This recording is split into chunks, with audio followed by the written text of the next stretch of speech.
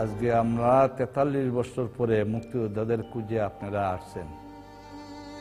প্রকৃত মুক্তিযোদ্ধা যারা, তারা তো বেশি অংশই মারা গেছেন, আর যারা কিছু মুক্তিযোদ্ধারা আছেন তারা অত্যন্ত বয়স্ক হয়ে গেছে গা। তারা ৭১-এর যে যুদ্ধ যে করছিলেন তারা অধিকাংশই ভুলে ফেলাইছেন।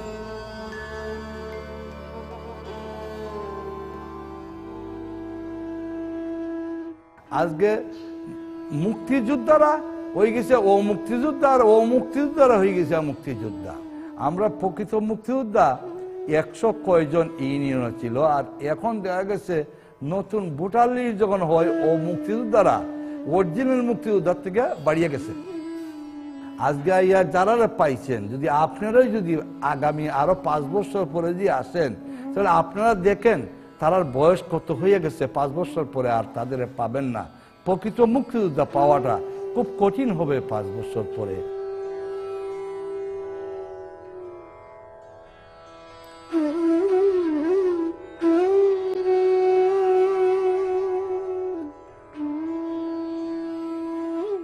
যে কথাগুলা শুনছি আমরা, যে এলাকায় যুদ্ধ হয়েছে, এই যুদ্ধক্ষেত্রগুলো আমি তোমাদেরকে নিয়ে দেখাই, চলো।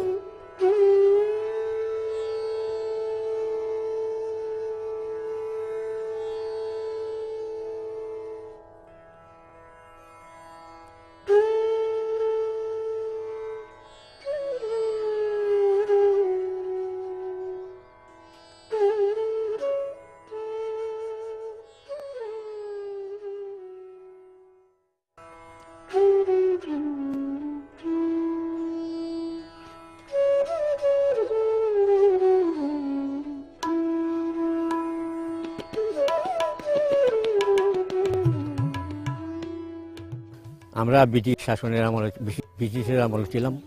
ব্রিটিশ থেকে আমরা স্বাধীন হইলাম। আর স্বাধীন হইয়া পরে পাকিস্তান হইল। পাকিস্তান হইল পরে আমাদের বিরুদ্ধে তারা বিভিন্ন শোষণ বঞ্চনা নির্যাতন করছে, আমাদেরকে শোষণ করতে করে পাকিস্তান নিয়ে গেছে। আর পাকিস্তান নিয়ে যাওয়ার পরে আমরা আস্তে আস্তে আমরা আমাদের ভিতরে চেতনা হইল যে আমরা কিভাবে এই দেশ স্বাধীন করতে পারি। আমরা একই দেশের মানুষ, আমাদেরকে তারা শোষণ করে নিয়ে যায় আর আমরা বঞ্চিত হই। আমরা এটা থেকে মুক্ত কীভাবে হইতাম পারি, আমরা এটা দেখা দরকার। এর মধ্যে আমরা ৫২-র ভাষা আন্দোলন, ৬০ দশকের শিক্ষা আন্দোলন, ৬৬-র ৬ দফা, ৬৯-এর গণ উত্থান, আর হইয়া পরে ৭০-ই আইল নির্বাচন। In the general elections of December 1970, Sheikh Mujibur Rahman and his party, the Awami League, created electoral history. They captured 167 out of 169 National Assembly seats from the East and became the single majority party in the whole assembly. And Sheikh Mujibur Rahman established himself as the unchallenged leader of the Bengalis. ক্ষমতা হস্তান্তর করলে কি দেশ স্বাধীন হতো? অবশ্যই হতো, কারণ আমাদের ভিতরে যে জ্বালা, আমাদের সাথে তারা যে বৈষম্য করছে, যে আচরণ করছে, এটাই আমাদের ভিতর ফুল্লা রয়েছে যে আমরা কোন সময় এই দেশ স্বাধীন করি, স্বাধীন হয়।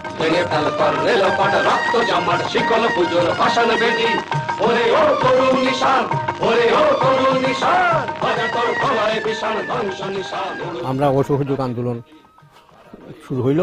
অসহযোগ আন্দোলনের মধ্যে বঙ্গবন্ধু ৭ই মার্চে ভাষণ দিলেন, যে ৭ই মার্চের ভাষণের মধ্যে আমাদেরকে মুক্তিযুদ্ধের দিক নির্দেশনা যা দিলেন, আমি যদি হুকুম দিবার নাও পারি, তোমাদের হাতে যা কিছু আছে তাই নিয়ে শত্রু মোকাবিলা করো। আমরা তখন সময় প্রত্যেক গ্রামে গঞ্জে রাস্তাঘাটে গাছপালা কাটিয়া ব্রিগেড সৃষ্টি করলাম। বাগানের চা শ্রমিকদেরকে নিয়ে তীরন্দাজ বাহিনী গঠন করলাম। তীরন্দাজ বাহিনীতে জামটিলার থেকে রামগঙ্গা পর্যন্ত রাস্তার দুই পাশে ফেলে রাখলাম। পাঞ্জাবিরা আইলে আমরা তাদেরকে তারা রাজকাম মারতো পাঞ্জাবির উপরে। আর আমরা সোনাগাড়ের থানা আওয়ামী লীগের সেক্রেটারি আজিজুল সুরগারি সাহেব আসলেন তীরন্দাজ বাহিনীর প্রধান নেতা। ওনার দিক নির্দেশনায় আমরা তীরন্দাজ বাহিনী গঠন করছি।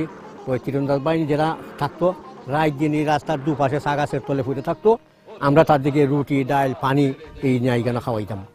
এইভাবে এর মধ্যে পাক সেনারা এই আমাদের ব্রিগেড ভাঙিয়া আইয়া সোনাগাঁর প্রবেশ করলো।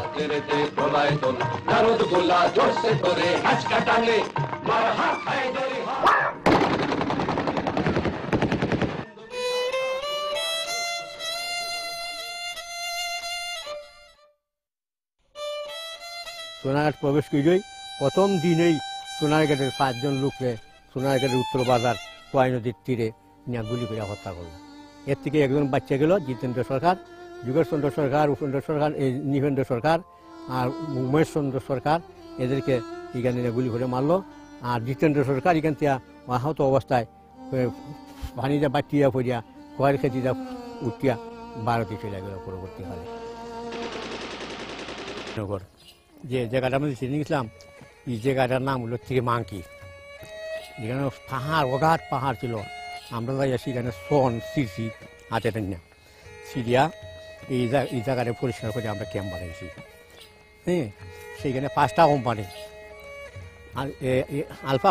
আলফা কোম্পানি, চার্লি কোম্পানি, বেগো কোম্পানি, ডালডা কোম্পানি। তা আমরা আসলাম চার্লি কোম্পানিতে, ইকো কোম্পানি, এই 5টা কোম্পানি ছিল। এই 5টা কোম্পানির পরে আমরা এই 5টা কোম্পানি 1000 লোক আমরা সেখানে ট্রেনিং দিছি। দিয়া আমরা সেখানে কিছু হয়ে ওই দেখো দেখা যায় তীরন্দাজ বাহিনী। এ ভাই এদিকে আসো।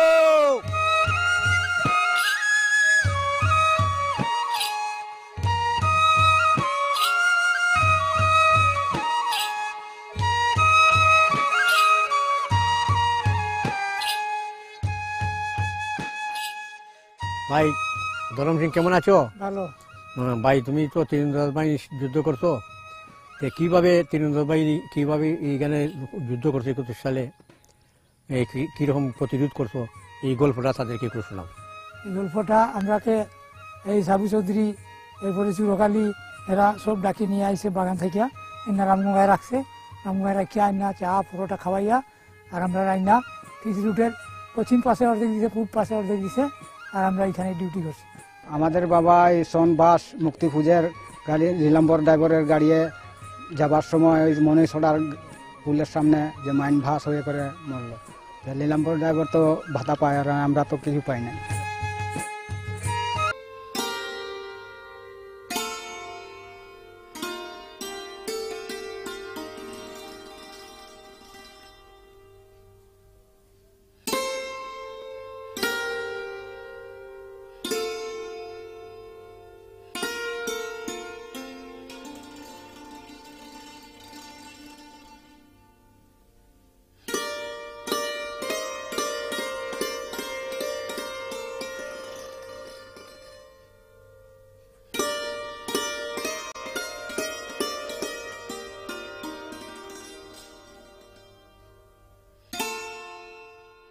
এরা স্কুলের ছাত্ররা আসছে, আমরা যেখানে মুক্তিযুদ্ধ করলাম কিভাবে করছি কথাটা একটু বলেন।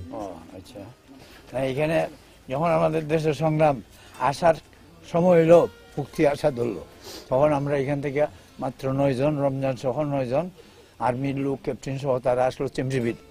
আসার পরে এখানে এসে তারা 3 দিনের উপর থেকে খাওয়ানোর লাগে, খাওয়ান পাইছে না।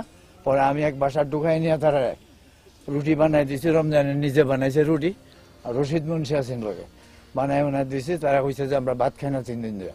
আমি বলছি যে আমি তোমরা ভাতের জোগাড় করতে আছি।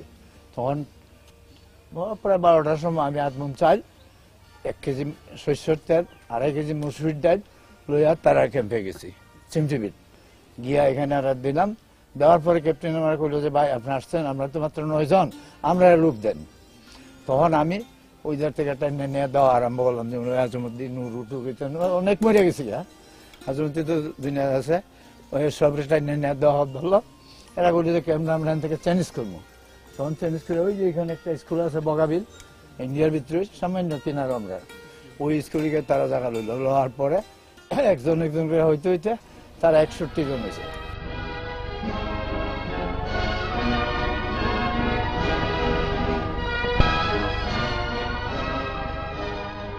ওয়াগাবের ক্যাম্পে থেকে আমি শনিবার ছিল, আমার পাওয়ার মধ্যে একটা অ্যাক্সিডেন্ট হয়েছে। এরকম সময় বললাম ক্যাপ্টেন স্যার আমি তো পাওয়া লিয়ে চলতে ফিরতে পারি না, আমি ওষুধ নিয়ে আসি। তো বলছে কোথা থেকে? আমি বলছি নালোয়ার থেকে। বলছে ঠিক আছে তুমি যাও। তখন আমি ল্যাংড়াতে ল্যাংড়াতে আমি আসি, দুমদুমিয়া যখন পার হয়েছি, এমন সময় এখানে একটা লেবার, হ্যাঁ নাম আছে সিঙ্গা, হ্যাঁ আমার কোথায় আছে আজিমদা তুমি কই যাইতে আসো? পাঞ্জাবের গাড়ি এত ভর্তি হয়ে গেল। আমি কোনখানে? ওই যে বাঁশবাড়ি, এই বাঁশবাড়ি। আমি এটা মিথ্যা কথা, আমি বিশ্বাস করি। হয়তো চলো যাই দেখি। তখন হেরাবি আইলাম, আইয়া ঠিক ওই কিনারে যখন গেছে, বাঁশবাড়ি কিনারে গেছে, ঠিক ওই সাইডে হেরার গাড়ি ওই নিচের দিকে রাখছে, আর এই পাঞ্জাবি এই মোটর টোরা রাইফেল টাইফেল নিয়ে যাইতেছে পাগলামোর বাসার দিকে। দেখতে আমি আস্তে আস্তে এই দিকে গেলাম না, আবার ধুমধুমের কিনার ড্যাংরা দুইরে গেছি কেপি চালাতেছে। গিয়া করলাম স্যার পাঞ্জাবি তো পাগলাবাবুর বাসার দিকে ভর্তি হয়ে গেছে গা।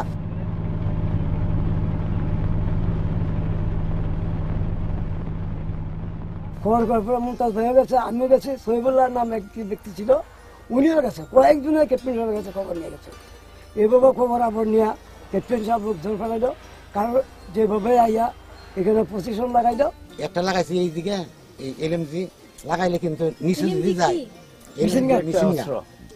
এই এলএমজি যদি আমরা নিচে পাতি তাইলে ওয়ালও লাগে যায়, এসব ওয়াল আগে আরো নিচে আছে। তখন মুনুর নামে একটা ছেলে আছে আমরা সাথে, এরা কইছে যে তুই এইখানে লাগাই তুই এটা ধরে রাখবি ঠেঙের মধ্যে, আর তোমার হাতিয়ার আজিমকে দাও।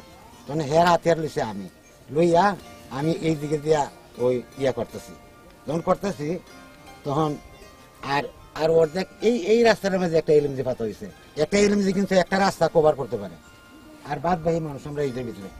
এর আগে আইসে একটা জিপ, এই জিপটা গেছে, এটার মধ্যে আমরা ফায়ার দিছি না। এটার মধ্যে যদি আমরা ফায়ার দিই তাহলে হেরারে মারতে পারি না।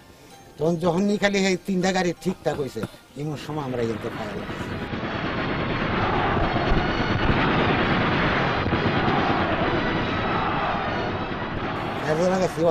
হেরা সব উপরে এমনি উপরে সব মারছি যে ইয়ালি কইতেছে, আর উল্টা পড়তেছে গাড়ি, উল্টা পড়তেছে, ব্রাজ যাইতেছে, উল্টা উল্টা সব পড়ছে। এরপরে আমরা তো গেলাম গা দইরা পারে গেছে গা। এরপরে প্রচুর মেঘ নামলো, খুব অগভীর বৃষ্টি হইল, এত বড় বৃষ্টি যে এটা বলার মতো না। এর ভিতর দিয়া পাঞ্জাবিরা এখান থেকে জঙ্গল মিস্ত্রিরা নিবারো সর্দার মারলো, হোসেন টিলায় ধূপ করে দুটা লেবার মারলো, গুলি করে মায়েরা গেল ধরনাথ, গিয়া ধরণী বুড়ারা মারলো, ধরণী বুড়া মায়েরা হোসেন টিলা গেল। যে এক ঘরের নত্তাখানি ছিল, এখানে পাইতো 9 জন, 9 জনটা গুলি করলো।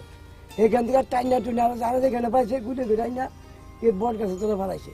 এইখানে গিয়া ফোলিং করছে, অনেক গন্তি করে চাই যে মানুষ 3 জন নাই। তখন কইতাছে ক্যাপ্টেন সাহেব যাও তোমরা চেক করবে, এই সময় ঠান্ডা, এই সময় কোনো গুলি টুলি নাই। তখন আমরা 2 ভাইয়ের ফাড়াইলো, আমারে ফাড়াইলো আর রমজান ভাইয়ের ফাড়াইলো। তখন আমরা 2 ভাইয়ে অর্ধেক রাস্তা আইয়া যুক্তি করলাম যে ভাই একটা কাজ করবো, সেম্পারানা গুলি তুইলা দুনো ভাইয়ে বললাম ভাই আমরা তো গিয়া তুমি উঠবাই এইদিকে দিয়া, আমি উঠবো এইদিকে দিয়া, গিয়া বড় রাস্তার মধ্যে গিয়ে হই তুমি চাইবা আমার দিকে, আমি চাইবো তোমার দিকে। তখন যখন দেখো যে 2 জনের চোখে একখান হয়েছে, তখন আইয়ে একখান হই কথা আচ্ছা ভাই ঠিক। তো রমজান ভাই গেছে ডাইনের দিয়ে, আর আমি আইছি ফাঁকা কুয়ারের দিকে। এদিকে আইয়া আমি খারিয়া যখন খালি রমজান ভাইয়ের দিকে চাইছি, চাই দিয়ে 2 মরা এনো হইতে পড়েছে। হারি রমজান ভাই ইসা দিলাম, রমজান ভাই আইছে, আইয়ে দেখি আমরা এইসব মরা সব এখানে মরে গেছে। আমার 2টা কাকা লীলকণ্ঠ বৈকণ্ঠ, আমার 2টা কাকার আমরা এইখানে পাইছি। একটা কাকা আমার ছোটো কাকার পাইছি এখানে, এইভাবে বাঁধছে, বাঁধছে একজনের লীলকণ্ঠরে, আর বৈকণ্ঠর মাছে ওই জায়গার মধ্যে, এই জায়গার মধ্যে গুলি মারছিল। পরে আমরা ওই জন্য বৃষ্টি বেশি, তো পরে দেখি আমরা লাশ আমরা নিয়ে গেছি, নেওয়ার পরে পশ্চিম লেগে গেছি, পশ্চিম লেগে দেখি মানুষ একদম লাইনের লাইন লেকড়ি তখন ফিল করে রেখে দিচ্ছে। এখানে 18 জন না 22 জন মারছে। তারপরে আমরা ধূপগড়ের মধ্যে মারছে আরো 2 জন। পরে আমরা লাশ জার্জিন নিয়ে আমরা কোনো রকম থামায়া আমরা সব রাত্রে পারছি।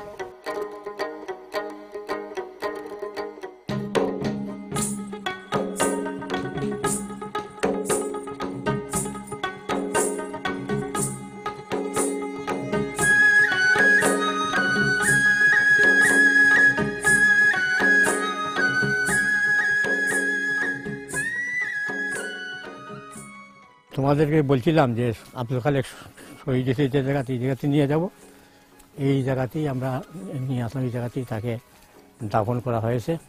এই কবর দেওয়ার সম্বন্ধে মোতালিব ভাই আপনাদেরকে কিছু বলবেন। 19 মে সকাল 9 ঘটিকার সময় নালো বাগান পাঞ্জাবি চলে আসলো। আমরা উড়া তারা করে 2-4 জন খবর নিয়ে আসলাম। এটা পুরা জঙ্গল ছিল, ওই টিলাতে বাড়ি ছিল, এই টিলাতে বাড়ি ছিল, ওই টিলাতে বাড়ি ছিল, আর এটা পুরা জঙ্গল ছিল, ওটা বাগান ছিল না। এটা হলো পানিওয়ালা বাবুলের বাড়ি।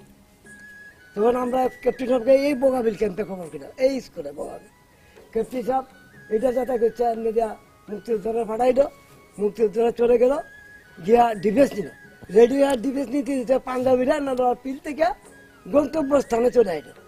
গন্তব্যস্থানে চলে উত্তর দিকে রাস্তাটা গেছে, আগে 3টা গাড়ি যদি গুলি করে তাহলে গাড়িগুলো মারা যাবে না। পাশের দুইটা গাড়ির উদ্দেশ্য করে তখন প্রায় সারে ওই যে আগে দুইটা গাড়ি চলে গেছে প্রাস খায়া মুক্তির দ্বারা কিন্তু একটা নিয়ম আছে 1 2 3টা প্রাস দিবা, মরলে মরক না মরলে নাই। পরে তোমাদের হাতিয়ার পত্র নিয়ে তোমরা এখান থেকে উঠাও, এখানে থাকা থাকি আর দরকার নেই, মরক বা বাঁচুক। তখন মুক্তির দ্বারা এখানে উড্ড হইতে চাইলে কমান্ডটা তখন কমান্ড দিছে যে উড্ড হোক, তখন সে মনে উঠা বসা অসুবিধায় খালে গুলি খায় এখানে মারা যায়। এখানে উঠার সময় কে কোথায় গেছে কে কই আছে এটার খোঁজ খবর নেয় না। পাঞ্জাবিরা পাল্টা দেওয়া করলে রেন দিকে চলে আসে, আইসা ওই বদ্ধভূমিতে মানুষগণ মারে। এভাবে সিদ্ধান্ত মুক্তিযোদ্ধা এখানে চলে আসলো, আয়া বগাবিল বর্ডার, এই বর্ডার এলাকায় যখন ক্যাপ্টেন সাহেবকে গন্তি দিলেন দেখা গেল 3 জন নাই, 2 জন ধরে নিয়ে গেলেন, খালেকের কোনো খবর নাই। পর একদিন পর খালেককে উদ্দেশ্য করে যে গন্তব্যস্থান নালুয়া চাকরের উত্তরে এটাকে এখান থেকে তাকে রমজান বাইশ জিরাই বাইশ মন্টু বাইশ ওইখান থেকে তারা খুঁজা বাইর করে আইনা তারা প্যাকেট কইরা আমরার আওতা অধীন বর্ডার কিনার ওটা বর্ডার লেভেলটা ওটা আমাদের আওতা অধীন, মানে আমাদের নিরাপত্তা জায়গা ক্যাপ্টেন সাহেব বললো যেখানে আমাদের নিরাপত্তা হবে সেখানে নিয়ে আসো। এখানে নিয়ে লেবার জন্য লাগাইয়া এটা বাবুলালের বাড়ি, এটা বাবুলালের উঠান, এখানে লেবার দিলে লাগাইয়া এখানে গুরুস্থান করে তাকে পাটুনি উঠুন দিয়ে আমরা ইসলামী মুক্তিযুদ্ধকে জানো ৯৭তম পর্বের কুইজ। নালুয়া চা বাগান এলাকায় পাক বাহিনীর হাতে কতজন শ্রমিক শহীদ হন? এ ২০ জন, বি ২৬ জন, সি ৩৫ জন, ডি ৪০ জন। বৃহস্পতিবারের ভেতর ঠিক জবাব পাঠাও। MJ স্পেস ABC অথবা ডি লিখে পাঠিয়ে দাও 1624 নম্বরে। ঠিক উত্তরদাতাদের মধ্য থেকে ৩ জনকে পুরস্কার হিসেবে দেয়া হবে মুক্তিযুদ্ধের বই। মুক্তিযুদ্ধকে জানো ৯৬তম পর্বের কুইজের ফলাফল। প্রশ্ন ছিল মানোরা ব্রিজের যুদ্ধে কোন মুক্তিযোদ্ধা শহীদ হন? সঠিক উত্তর বি চাঁদ মিয়া। এই পর্বের বিজয়ীরা বখতিয়ার, রফিকুল ও কাউসার। যথাসময়ে তোমাদের ঠিকানায় পৌঁছে যাবে পুরস্কার। ১৯৭১ সালের ১৯শে মে যখন নলুয়াতে সমুখযুদ্ধ হইল, সমুখযুদ্ধ হওয়ার পরে মাইর খাইয়া তারা এই আমাদের চা শ্রমিকদের উপরে যে নির্মমভাবে হত্যাযোগ্য চালাইছে, ওই সেখানে ফ্যাক্টরির উপর মারছে 2 জন, এখানে এক ঘরে 9টা মাঝে আছে 9 জন। এইরকম মাইরে আন না, এই রাস্তাঘাটে ভাইছে মারছে, মাইরে আন না কী করছে সমস্ত এই 27 জন লোকরে এই কুয়ার মধ্যে ফালাইছে। কীভাবে ফালাইছে, খারে খারে ফালাইছে। সুশীল বাবু এখানে প্রেজেন্ট ছিল, উনি মাস্টারি করতো, ওনার কাছে তোমরা শোনো। ঘটনাটা যেদিন ঘটে হঠাৎ করে আসে গোলাগুলি হয় আপনার ফ্যাক্টরির কাছে। যখন গোলাগুলি হয় তখন তো সবাই আতঙ্ক হয়ে গেল। এরপরে গোলাগুলির পরে যখন পাক সেনারা লাইনে উপস্থিত করে নিলেন, জোর করে পাগল কুত্তার মতো চলে আসে। আসার পরে যাকে যে অবস্থাতে পাইছেন সেই অবস্থাতে তাদেরকে ধরে নিয়ে আসতেন। আনার পরে এরপরে এইখানে তো রাখলেন ওনাদেরকে বাইন্দা, এরপরে কিছু সংখ্যক লোক এইখানে ছিল ভিতরে, ওনাদেরকে পর্যন্ত গিয়া ধরিয়ে নিয়ে আসতেন। এক বাড়িতে গেলেন, ওইখানে একটা ব্রত অনুষ্ঠান ছিলেন, এক ভাইয়ের মধ্যে 5 জন, তারা ভাইয়ের মধ্যে 5 জন, ওনাদেরকে 5 জনকে নিয়ে আসলেন ধরিয়া। আনার পরে এইখানে সারিবদ্ধ করিয়া তারপরে তাদেরকে গুলি করিয়া মারলেন। এরপরে ওই চাঁদপুর থেকে একজন সর্দার আসছিলেন এখানে, একজন গেস্ট, উনি এইখানে থাকা অবস্থায় এরপর হঠাৎ করে ওনাকে পাওয়াতে ওনাকেও নিয়ে আসছেন। আনার পরে উনিকেও পর্যন্ত এইখানে মারছেন। এরপরে যখন ঘটনাটা হয়ে যায় এইভাবে, তখন তো মানুষ যার যার পলাতক। এখন আমরা কি করি, আমরাও তো পলাতক হতে হবে। আমরা তৎক্ষণাৎ আমরাও চলে গেলাম নিজের যান রক্ষা করার জন্য ভারতের পাশেই গেলাম। এরপর অনেক লোক ভারতে উঠে গেল, অনেকে পাহাড়ি জঙ্গলে চলে গেল। এরপর আইসা এইখানে আমরা পরবর্তীতে দেখি যে লাশ সারিবদ্ধভাবে পড়া আছে। এইখানে 2টা লাশ এই ইন্দ্রাতে পড়ছিল। আমরা ভারত থেকে যখন আইসা দেখলাম এই 2টা লাশ, এরপরে তো তাড়াতাড়ি আর এখানে তোলার সম্ভব হয়েছে না। লোকজন আইসা শেষ পর্যন্ত কে বা কাহারা তুলিয়া তাদের লাশ নিয়ে ফ্যামিলির পাশের বাড়ির 2টা। আপনাদের কি হয়? আমাদের আত্মীয় স্বজনের মাধ্যমে তুলে নেওয়ার পরে এখন যার যার লাশ আইন আছে, তারপরে যার যার যেমনি পারছে দাফন করছে ওই দক্ষিণে, এরপরে ওই উত্তর সাইডে, এরপরে যার যার নেওয়া গেছে এই অবস্থা। এরপরে এইখানে অবশেষে আমরা কি করি, সকলে যার যার যখন চলে আসে শেষ পর্যন্ত এই ইন্দ্রাকে আবার দেখাই দাও এই স্মৃতি সম্বন্ধে, তোমাদের কাছে এই সম্বন্ধে কিরকম লাগে, কিরকম আনন্দিত, কত কষ্ট করে আমরা এই 9 মাসে এই স্বাধীনতা পতাকাকে পাঞ্জাবের হাত থেকে আমরা অনেক ছেলেরা জীবন বেঁচে রেখে অনেক জায়গায় শহীদ হয়ে জীবনকে বাজি রেখে এই দেশকে স্বাধীন করলাম। এখন এতক্ষণ পর্যন্ত এই 8 ঘন্টা আপনাদেরকে গল্প শোনাইলাম, এই ইতিহাসগুলো দেখাইলাম, এই জায়গাগুলো দেখাইলাম, রেখে করলাম। এই সম্বন্ধে আপনাদের কি ইতিহাস, কি ধারণা আছে বলেন? আমরা ইতিহাস পড়ছি, তবে ইতিহাসের মধ্যে কোনো মুক্তিযুদ্ধ